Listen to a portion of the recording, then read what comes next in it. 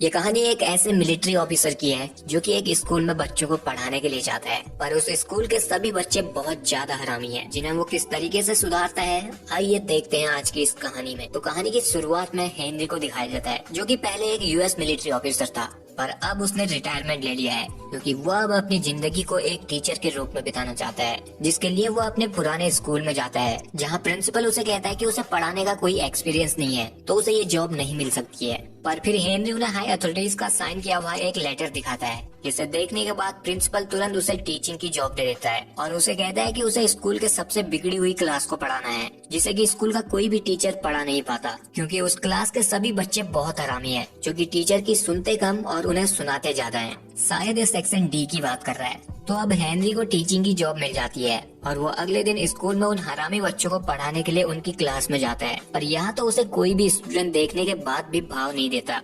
वो लोग ऐसा बिहेव करते हैं कि उनकी क्लास में कोई आया ही नहीं है और सब अपनी अपनी मस्ती में लगे रहते हैं। कोई क्लास में सोया हुआ है तो कोई गिटार बजा के लड़की को इम्प्रेस कर रहा है, और यहाँ तक कि कुछ स्टूडेंट तो यहीं पर स्टोव जला के मैगी बना रहे हैं। स्कूल थोड़ी चल रहा है, ये तो कैंपिंग चल रही है और बेचारे हेनरी की तो कोई इज्जत ही नहीं है। तो अब हेनरी उन सभी बच्चों का ध्यान अपनी तरफ करने के लिए उन सभी के कामों पर कमेंट्स पास करता है। ए सुनो, मैगी 2 मिनट में थोड़ी बनती है, 10 मिनट लगते हैं, और तू पबजी के मरीज इधर दिखा, अबे तू तो नूब है। और इस तरह से वो सभी बच्चों का ध्यान अपनी तरफ आकर्षित करता है, और फिर जब सभी बच्चे उसकी तरफ देखते हैं तो वो उन्हें अपना इंट्रोडक्शन देता है और अपना नाम और फोन नंबर बोर्ड पर लिखता है। पर उसकी हैंडराइटिंग देखकर वो सभी बच्चे उसका मजाक उड़ाने लगते हैं और हंसने लगते हैं। फिर उनमें से एक स्टूडेंट उसे कॉल करता है और उसे चुपचाप यहाँ से निकलने के लिए बोलता है, पर हेनरी इस बात को मजाक में लेता है और हंसने लग जाता है। तो अब वो हरामी बच्चे फिर से अपने पुराने कामों में लग जाते हैं, जो कि वो पहले से कर रहे थे, और वापस से हेनरी को इग्नोर करने लगते हैं। अब ये देखकर हेनरी एक चौक से क्लास के फायर स्प्रिंग पर मारता है और वो सभी बच्चे भीगने लग जाते हैं, जिसके बाद वो सभी बच्चे हड़बड़ाते हुए उठते हैं और हेनरी की तरफ देखते हैं, और इस तरह से हेनरी ने सभी स्टूडेंट्स का ध्यान अपनी तरफ कर लिया था। फिर वो उन सभी बच्चों को अपना इंट्रो देता है और उनका अपनी क्लास में स्वागत करता है। अब क्लास खत्म होने के बाद 5 सबसे कम रैंक लाने वाले बैक बेंचर्स का ग्रुप स्पोर्ट्स रूम में सिगरेट पीने के लिए जाते हैं, जहाँ उनके ग्रुप का लीडर जैक था, जिसे अपने से सीनियर क्लास की लड़की पर क्रश था। और ये बात जब उसके दोस्तों को पता चलती है तो वो लोग उसका मजाक उड़ाने लगते हैं, और तभी इधर स्कूल के अमीर और बिगड़े हुए बास्केटबॉल प्लेयर के बच्चों का ग्रुप आता है, जो कि इन दोनों से बहुत चिढ़ते हैं, और ये दोनों ही ग्रुप एक दूसरे के दुश्मन हैं। वो लोग जैक का मजाक उड़ाते हैं क्योंकि वो बेचारा बहुत गरीब है। साले मैं तुझे पहचान गया तो। इसके बाद जब वो बास्केटबॉल प्लेयर का ग्रुप अपनी प्रैक्टिस कर रहे थे तो इधर जैक भी उन्हें अपने दोस्तों के साथ देख रहा था। तो इधर जैक अपनी बेइज्जती का बदला लेने के लिए ग्राउंड पर एक बोतल गिरा देता है, जिससे बास्केटबॉल टीम का लीडर गिर जाता है, और ये देखकर जैक और उसके सभी दोस्त उस पर हंसने लगते हैं। लेकिन ऐसा करते हुए उनकी इंग्लिश टीचर ने उन्हें देख लिया था और वो उन्हें पनिशमेंट दे देती है। अब पनिशमेंट से बचने के लिए वो स्टूडेंट टीचर के साथ एक प्रैंक करते हैं और उसके टेबल पर पानी गिरवा देते हैं। फिर जब टीचर अपनी डेस्क को साफ कर रही थी तो वो लोग इस मौके का फायदा उठाकर यहाँ से भाग जाते हैं। फिर उधर हम स्कूल के प्रिंसिपल को देखते हैं, जो कि बहुत परेशान है क्योंकि उसके स्कूल की रिपुटेशन अच्छी नहीं है, जिस वजह से एजुकेशन बोर्ड उनकी एनुअल फंडिंग में से 20% की कटौती करने वाला है। इसलिए स्कूल में एजुकेशन बोर्ड से कुछ लोग भी आए थे, क्योंकि वो जानना चाहते थे कि क्या वो स्कूल सही से चला रहे हैं या नहीं, और वो किस तरह से स्कूल में फंडिंग का इस्तेमाल करते हैं। अब हेनरी अपनी क्लास में उन बच्चों को पढ़ाने के लिए जाता है, पर उधर क्लास में उन सभी स्टूडेंट्स ने उसके साथ प्रैंक करने के लिए दरवाजे के ऊपर एक पानी का बकेट रखा था। पर जब हेनरी दरवाजे को खोलता है तो वो उस गिरती हुई बकेट को मारकर दूर फेंक देता है, और ये देखकर वो सभी बच्चे हैरान हो जाते हैं। फिर हेनरी उन बच्चों को पढ़ाना शुरू करता है और जैक से उसका सिगरेट का पैकेट मांगता है, क्योंकि उसे देखकर वो समझ गया था कि वो सिगरेट तो जरूर पीता होगा। तो फिर जैक उसे वो सिगरेट का पैकेट दे देता है और सोचता है कि ये क्या करने वाला है। अब हेनरी उसमें से एक सिगरेट निकालता है, उनमें से एक से पूछता है कि अगर उसने सिगरेट में कौन कौन से 3 इंग्रेडिएंट होते हैं इसका सही जवाब दे दिया तो वो आज क्लास स्किप कर सकता है। तो वो स्टूडेंट उसे वो तीनों इंग्रेडिएंट बता देता है और उन्हें एक टिप भी देता है कि अगर वो लोग इसे पेपर में बनाकर पिए तो बहुत मजा आएगा। तो अब हेनरी उस स्टूडेंट को आज की क्लास स्किप करने की परमिशन दे देता है, क्योंकि उसने सही आंसर के साथ उसे एक टिप भी दी थी, जिसे देखकर वो सभी बच्चे अपने डेस्क को बजाकर जिद करते हैं कि उन्हें भी क्लास स्किप करने का मौका मिलना चाहिए। तो अब हेनरी उन सभी स्टूडेंट्स को एक एक सिगरेट निकाल कर देता है और उनसे पूछता है कि सिगरेट पीने से क्या होता है। वो अच्छी तरह जानता था कि अगर उसने ऐसे ही सिगरेट पीने के नुकसान बता दिए तो वो लोग उसकी बात पर ध्यान नहीं देंगे, इसलिए वो उन्हें बताता है कि सिगरेट पीने से उनके फेफड़ों में तार कैसे जमता है। ये पहली बार था कि क्लास के सभी बच्चे उसकी बातों को ध्यान से सुन रहे थे और पढ़ने में अपना इंटरेस्ट दिखा रहे थे। फिर बेल बजने के बाद हेनरी उन सभी बच्चों को अपनी सिगरेट वापस करने के लिए कहता है और ना चाहते हुए भी जैक और उसके साथियों को भी सिगरेट वापस करनी पड़ती है।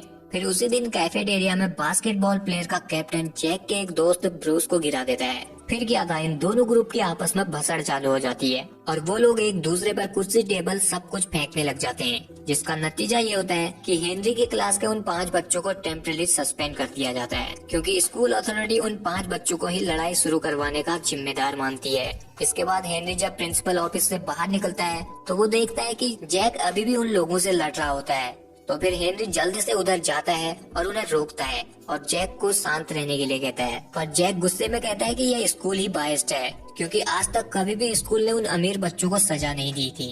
फिर उसी दिन स्कूल खत्म होने के बाद हेनरी उन 5 स्टूडेंट की फाइल देखता है ताकि वो उनके बारे में और जान सके। अब उनमें से पहले बच्चे का नाम जूफा था, जो कि एक पाकिस्तानी इमिग्रेंट का बेटा था, इसलिए उसके मुस्लिम होने पर उसके साथ भेदभाव किया जाता था और यहाँ तक कि उस पर उसके पड़ोसियों ने कई बार चोरी का पुलिस केस भी किया है। फिर भी इस सब के बावजूद जूफा को म्यूजिक बहुत पसंद था और उसका सपना है कि वो एक बहुत बड़ा म्यूजिशियन बने। दूसरे नंबर पर स्टूडेंट डेनन है, जिसके पिता उससे बिल्कुल भी प्यार नहीं करते, क्योंकि वो चाहते थे कि डेनन की जगह उनका बेटा पैदा हुआ होता तो बहुत अच्छा रहता, और इसी वजह से वो डेनन से बहुत नफरत करते थे। फिर जब डेनन का भाई पैदा हुआ तो वो उसे बहुत प्यार करते थे और उसे एक राजा बेटा की तरह ट्रीट किया करते थे, पर डेनन की बिल्कुल भी केयर नहीं करते थे। डेनन ने अपने पिता का प्यार पाने के लिए बहुत कोशिश की, जिसके लिए उसने लड़कों की तरह कार गेम खेलना और लड़कों की ही तरह जीना शुरू कर दिया था। यहाँ तक कि उसने अपने बालों को भी कटवा दिया ताकि उसके पिता उसे भी प्यार करे और उसकी केयर करे, पर इस सब से उसे कोई फायदा नहीं हुआ, जिससे डेनन को लगने लगा कि वो चाहे कुछ भी कर ले उसके पिता उससे नफरत ही करेंगे। इसके बाद ब्रूस और क्रिस नाम के 2 भाई थे, जिनकी माँ बचपन में ही किसी और के साथ भाग गई थी, जिस वजह से ब्रूस के पिता को शराब की लत लग गई और ब्रूस ने इस रियलिटी से बचने के लिए खुद को वीडियो गेम की लत लगा ली। अब उसके और उसके पिता का ध्यान क्रिस ही रखता था और वो एक छोटे से ग्रोसरी शॉप पर काम किया करता था। फिर जब उधर हेनरी जैक की फाइल देखता है तो उसमें उसे जैक के बारे में कोई इन्फॉर्मेशन नहीं मिलती। इसके बाद हमें जैक को दिखाया जाता है, जो कि एक होटल में वेटर का काम किया करता था। वहाँ एक MMA फाइट में सट्टा लगाने वाला आदमी जियानिन आता है, जो अपने बिजनेस पार्टनरों के साथ यहाँ पर पार्टी करता है, जिन्हें कि जैक सर्व कर रहा था। तो उसे जियानिन का फैंसी लाइटर दिखाई देता है, जिसे जैक जब जियानिन उसे नहीं देख रहा था चुरा लेता है, पर फिर भी वो पकड़ा ही जाता है। तो अब जियानिन के आदमी उसे बहुत मारते हैं और फिर जब वो लोग उसकी आईडी देखते हैं तो उससे उन्हें पता चलता है कि ये तो एक स्टूडेंट है। तो फिर वो लोग उसे कुछ पैसे देते हैं और जियानिन उसे एक फूड डिलीवरी की जॉब भी ऑफर करता है। दूसरी तरफ हम हेनरी को देखते हैं, जो कि जूफा से मिलने उसके घर गया था, और यहाँ तो वो दोनों बाप बेटे एक टिकट चुरा कर भाग रहे थे और उनके पीछे बहुत सारे लोग पड़े हुए थे। तो अब हेनरी उन सबको रोकता है और उन्हें जूफा के पिता को ही सही ठहराता है। फिर उसके बाद जूफा और हेनरी एक ब्रिज पर जाते हैं, जहाँ की एक बैंड परफॉर्म कर रहा था। तो अब हेनरी जूफा का कॉन्फिडेंट बढ़ाने के लिए उस बैंड के साथ परफॉर्म करने लग जाता है, जिसे देखकर जूफा को भी म्यूजिक बजाने के लिए कॉन्फिडेंट मिलता है और वो भी उस बैंड में शामिल हो जाता है, जिससे उसे बहुत अच्छा महसूस होता है, क्योंकि आज तक उसने कभी भी इतने लोगों के सामने परफॉर्म नहीं किया था। इसके बाद हम ब्रूस और क्रिस को देखते हैं, जिसके पिता उनसे आधी रात को अपने लिए दारू मंगाते हैं। तो वो दोनों भाई उन्हें मना कर देते हैं, जिससे उनके पिता को गुस्सा आ जाता है और वो उन दोनों भाई को अपने घर से बाहर निकलने के लिए कहते हैं। फिर अगले दिन हेनरी उन दोनों के पिता से ही मिलता है और उन्हें समझाता है कि उन्हें अपने बेटों को संभालना चाहिए और अपनी जिम्मेदारियों को समझना चाहिए, जिसके लिए वो उन्हें अल्कोहल रिहैब सेंटर में जाने की सलाह देता है। दूसरी तरफ उधर डेनन के पिता उसके लिए मेकअप का सामान लाते हैं और उसे कहते हैं कि उसे लड़कियों की तरह रहना चाहिए, क्योंकि वो नहीं चाहते थे कि डेनन लड़कों की तरह जिए। पर डेनन को इस चीज से गुस्सा आ जाता है, क्योंकि उसके पिता कभी भी उसकी केयर नहीं करते थे। वो उसे हमेशा ऐसा दिखाते थे कि डेनन अच्छी नहीं है। अब इधर डेनन वो सारा मेकअप अपने भाई के मुंह पर पहुंच जाती है और यहाँ से गाड़ी की चाबी लेकर निकल जाती है। पर जब वो ड्राइव करके जा रही थी तो उसके सामने हेनरी आ जाता है, जो उसे रोक कर कहता है कि बिना लाइसेंस के गाड़ी चलाना इल्लीगल है, अगर उसे गाड़ी चलानी ही है तो वो उसके साथ चले। तो अब ये दोनों गो कार्ट रेस के लिए जाते हैं, पर यहाँ हेनरी ने उसके पापा को भी बुलाया था, क्योंकि वो दोनों बाप बेटी के बीच रेस करवाना चाहता है। फिर इन दोनों के ही बीच रेस शुरू होती है, जिसमें वो दोनों बाप बेटी एक दूसरे की केयर बिल्कुल भी नहीं कर रहे थे और दोनों ही ट्रैक से बाहर पहुंच जाते हैं, जहाँ एक ट्रक डेनन की गो कार के ऊपर चढ़ जाती है पर डेनन बच जाती है और ये देखकर उधर डेनन के पिता को बहुत दुख पहुंचता है और वो रोने लगते हैं क्योंकि उन्हें नहीं पता था कि डेनन बच गई है, जिसे देखकर डेनन को एहसास होता है कि उसके पिता उससे बहुत प्यार करते हैं और वो अपने पिता के पास जाती है और उन्हें खुशी से गले लगा लेती है। अब अगले दिन जैक और ब्रूस एक ग्रुप के साथ एक अल्कोहल से रिकवर हो चुके आदमी का इंटरव्यू लेने के लिए जाते हैं, जहां पहुंचने पर वो दोनों ही चौंक जाते हैं क्योंकि जिस आदमी का वो इंटरव्यू लेने वाले थे वो उनके ही पिता थे। अब इधर स्टूडेंट उनसे पूछते हैं कि उन्होंने शराब पीना क्यों चोरी किया, तो वो बताते हैं कि वो अपनी पत्नी से बहुत प्यार करते थे और वो उन्हें उनकी जिंदगी के सबसे मुश्किल वक्त में किसी और के साथ भाग गई, जिस वजह से उन्होंने शराब पीना शुरू कर दिया था। फिर वो ये सब भूल गए कि उनके 2 बच्चे भी हैं जिन्हें उन्हें पालना है। वो इधर उन्हें ये तो नहीं बताते कि जैक और ब्रूस ही उनके बेटे हैं, पर वो यहाँ उनसे माफी मांगते हैं, जिसे देखकर क्रिस और ब्रूस दोनों ही रोने लग जाते हैं। वहीं दूसरी तरफ हम जैक को देखते हैं जिसने अब एमएमए सट्टेबाज जियानिन के साथ काम करना शुरू कर दिया था।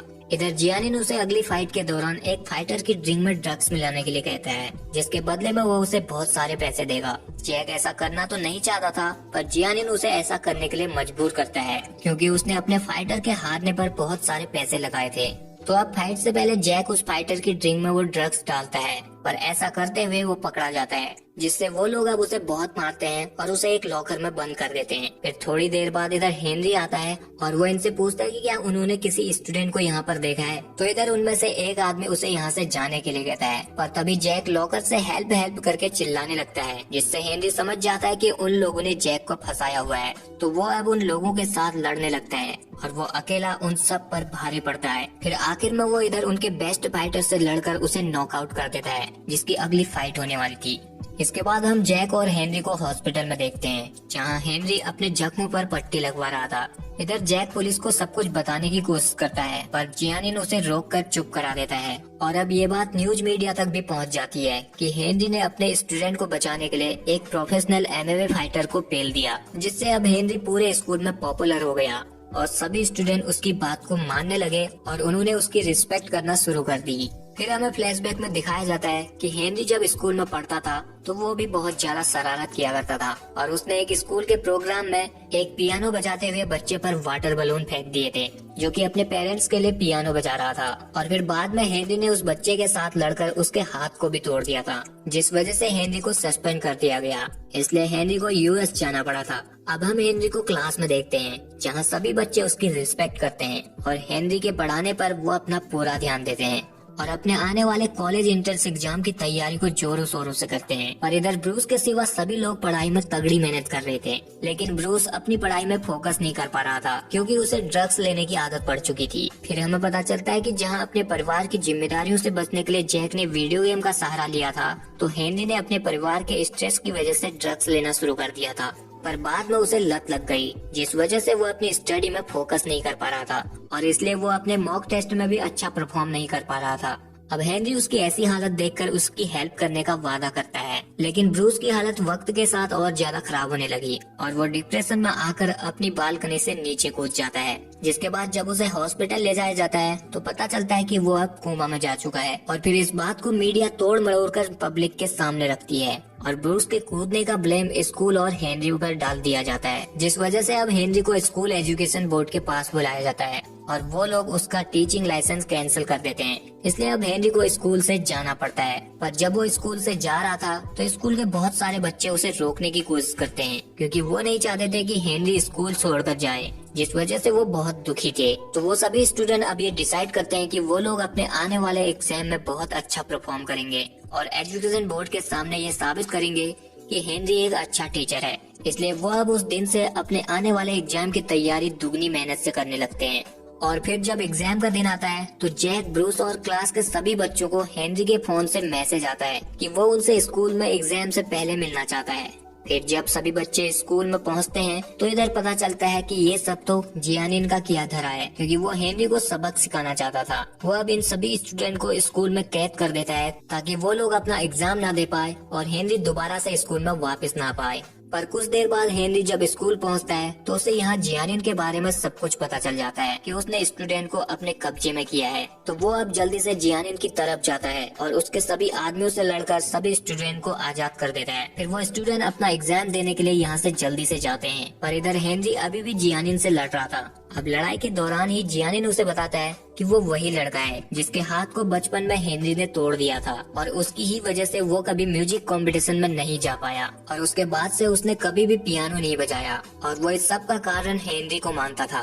हेनरी उसे समझाने की कोशिश करता है पर वो फिर से हेनरी पर अटैक कर देता है, लेकिन आखिर में हेनरी जब उसे एक नाइफ से मारने वाला था तो वो रुक जाता है और उससे अपने बचपन में की हुई गलती के लिए माफी मांगता है, जिसके बाद वो यहाँ से चला जाता है। उधर हम सभी स्टूडेंट को देखते हैं जो कि एग्जामिनेशन हॉल में पहुंच चुके थे और वो अपना एग्जाम दे देते हैं। फिर कुछ हफ्तों बाद जब उनका रिजल्ट आता है तो वो बच्चे सभी अच्छे नंबरों से पास हुए थे, जिस वजह से उनका स्कूल काफी हाई रैंक पर पहुंच जाता है। इसलिए एजुकेशन बोर्ड भी उनके स्कूल को 20% एक्स्ट्रा फंड दे देता है, जिससे स्कूल का प्रिंसिपल बहुत खुश हो जाता है। फिर उधर हम जियानिन को देखते हैं जिसने अब वापस से पियानो बजाना शुरू कर दिया था और दूसरी तरफ ब्रूस भी जल्दी से रिकवर हो रहा था और वो प्रॉमिस करता है कि वो अगली बार एंट्रेंस एग्जाम जरूर देगा।